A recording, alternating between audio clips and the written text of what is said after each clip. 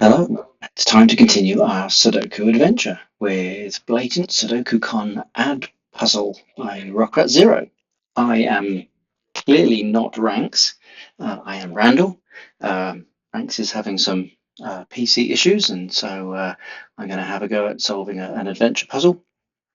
Um, he's done like 1,000 and I've done 0. So if and when I inevitably say something wrong, get something wrong, miss an obvious deduction in the puzzle, please be kind in the comments. Um, it's my first go at this. So this is normal 6x6 Sudoku in every row, in every column, in every 2x3 box. We will be placing the digits 1 to 6 exactly once each. Now, in this puzzle, we have slow thermometers. We have these lines, these grey lines that start at these circles or bulbs of the thermometers.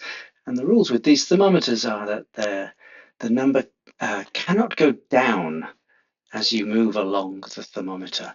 It doesn't mean you have to strictly go up. You may stay the same. So if this digit were, say, we started off with a 1, 2, 3, maybe it doesn't have to go up to 4. Maybe it could just stay at 3. And that's a slow thermometer. And quadruple clues in the grid. So around the circles, these white circles with the digits in them, there must be at least one instance of the numbers in the circles within these 4 surrounded cells. So those are the rules. If you'd like to have a go at the puzzle, click on the link in the description, and I'm going to get started now. So the puzzle's called Blatant SudokuCon Add. Obviously, there's some relevance to the year 2025 here. I'm picking up some subtle hints that there's a date here, 4/5. I think that could be April the 5th. Um, April the 5th, 25, in fact, and maybe there is some large Sudoku-based event happening in Boston on the April 2025. So that may or may not come into play as we work through. But my eye is drawn. My eye is drawn to this very large thermometer, and as I was solving it, it looks like there are in fact 6 digits along this slow thermometer. So if we started at the end, the biggest we could make this number would be 6. And with a slow thermometer, we don't have to make this number smaller. It might also be a 6. But this digit here, the next place along, well, this is in the same box as the 6, so we couldn't repeat the 6. So it has to be smaller. It can't be a 5 because we have a 5 right here. So, but it might be as big as 4. Again, this number here doesn't have to be smaller than the 4. It might repeat the 4. And as we work through these 2 digits in the same box, maybe that could be as big as 3 or as 2. So that, oh, it can't actually be a 2.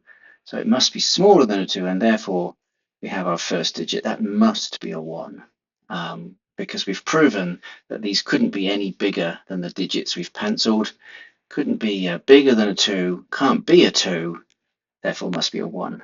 Okay, which gives us a 2 or 3 here, 3 or 4 here, a 3 or 4 here, and 4, 5, 6 here. Now, we could probably do something similar down here. Let's just quickly mark this along.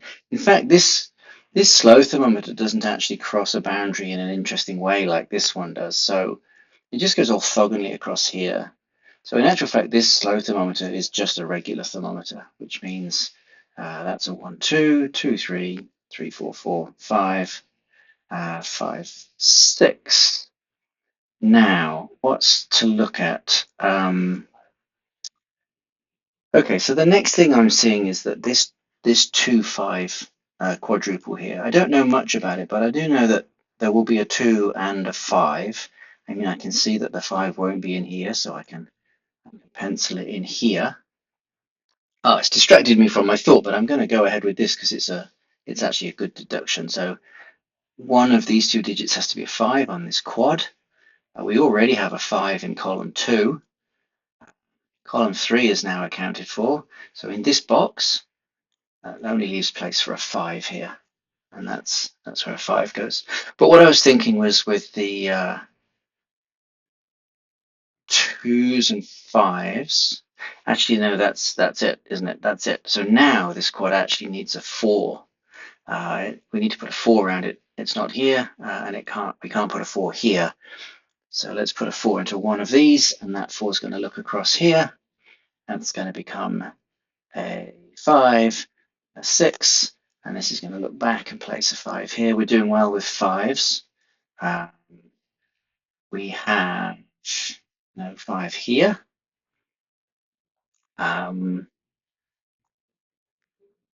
Okay, what is next?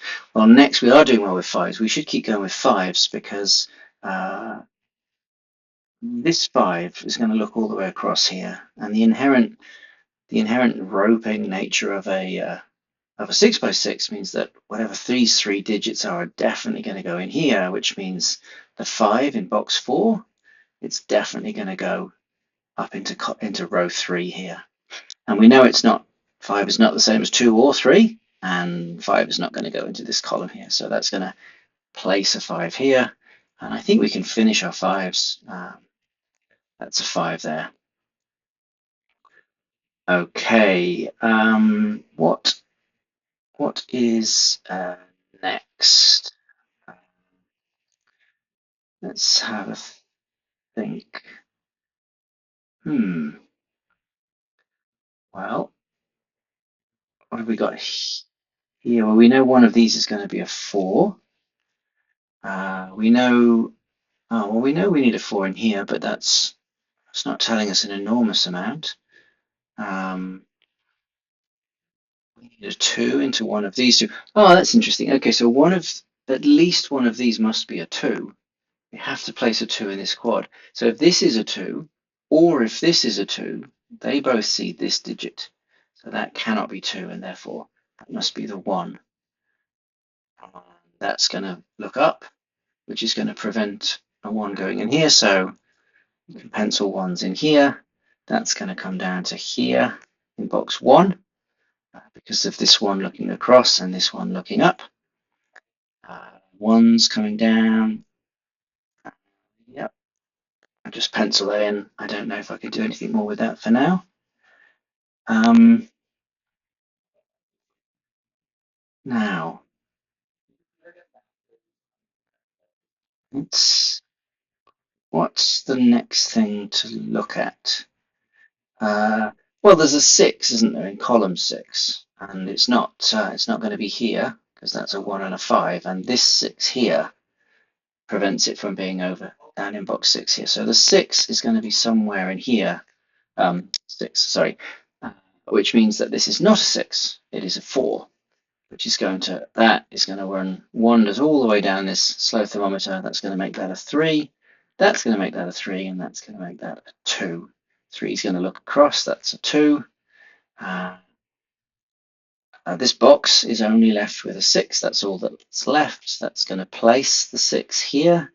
What am I left with? I'm left with a 1, 3 in the row, which leaves us with a 2 for the box. This 2 together with this 2. It's going to rule 2's out of here and place 1 here. Only one place left for the 4 now in box 6. And we're left with a 1 and a 3. This 1 is going to look up, and so that's going to place the 1 and the 3. This 4 looks down. And we have 1, 2, 3, and 5 in the box. We need a 4 and a 6 to complete. This 6 is going to go into box 3. We need a 4. That 4 is going to be placed here. This 1, meanwhile, puts a 1 in here. And just finishing off now, we're going to finish off with a 3 in the corner. I do not have the deep doot setting. I'm not even sorry.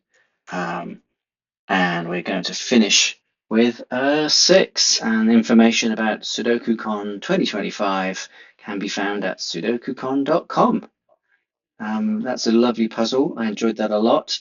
Thank you to Rockrat for setting it, and thank you to Ranks for giving me the opportunity to share it with you. I'm sure Ranks would at this point say, remind you to like and subscribe if you enjoyed the puzzle. And now, how does he sign off? Remember to like and subscribe and leave a kind comment below. Thanks for watching.